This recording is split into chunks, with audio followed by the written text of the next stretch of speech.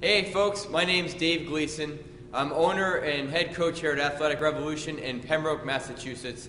And today what I'd like to speak to you about in regard to youth fitness and athletic development is number one, long-term athletic development and its relevance, and two, how to program for that in the context of progressions and regressions. Now this could probably be, a day-long seminar, so I'm going to try to condense it down as quickly and as succinctly as I can to get my point across here. So just bear with me for a second.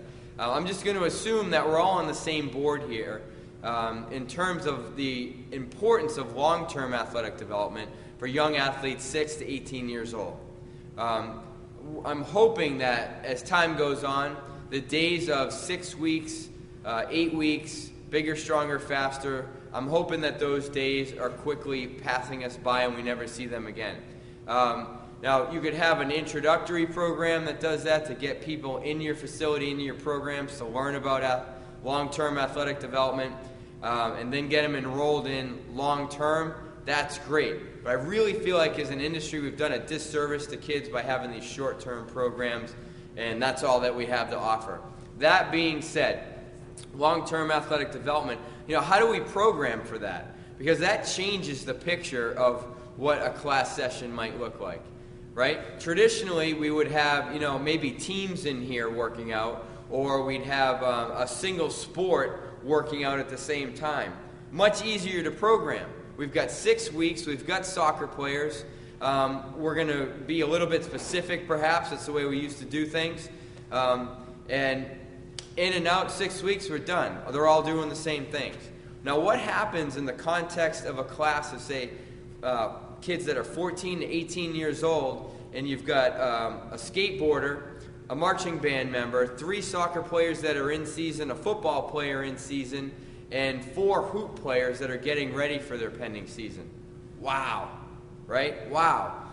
Keeping in mind that the long-term athletic development of these kids is what's most important, the first thing I want you to think about is, in terms of your programming, set up categories that you know you need to hit, where some of the kids are going to be much more heavily loaded in one category compared to the other. Now, what do I mean by that?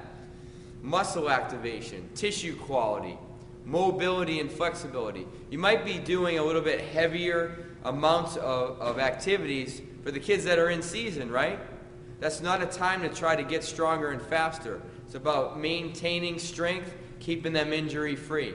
Kids that are in their off-season, maybe they're a little bit heavier in some of the skill sets you're trying to teach, whether it's change of direction, acceleration, deceleration, certain lifts, Olympic lifting, how to clean, how to deadlift, how to hip hinge even, all those different things. Now, in the context of having this mix of all these different types of athletes with different ability levels and different interests, the best way that I have found is through progressions and regressions. So we'll go in 4-week blocks here. This has worked really well for us. 4-week blocks, and what we use is progressions and regressions. So if I have my soccer in-season athletes, if we're going to go, say, deadlift to a clean to a front squat for a hybrid movement, they're going to go low weight, low reps, work on skill, and we go there, okay? My kids that are working on explosiveness, we might change that up a little bit. There's a progression there, okay? We might go up in weight, really have them work on the concentric, be quick on the way up, and I might change the hybrid movements just a little bit.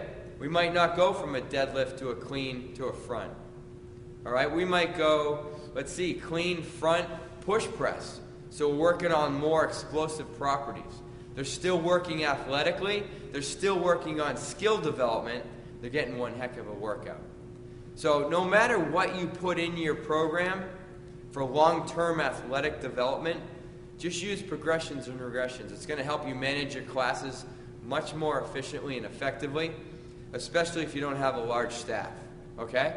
So I hope this is some information that helps you. And again, I don't want to be too lengthy. I want to respect your time. I just wanted to give you some information that I think might be able to help you in your programs.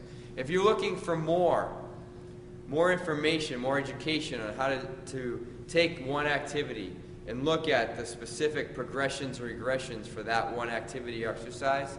Make sure you're constantly going back to the IYCA, the International Youth Conditioning Association. They have two websites, all right?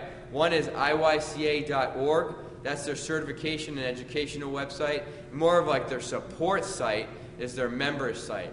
That's iycamembers.com. Both are loaded with information. So go there, check those out if you have a chance. I hope you're having a great day, and we'll be back to talk to you soon.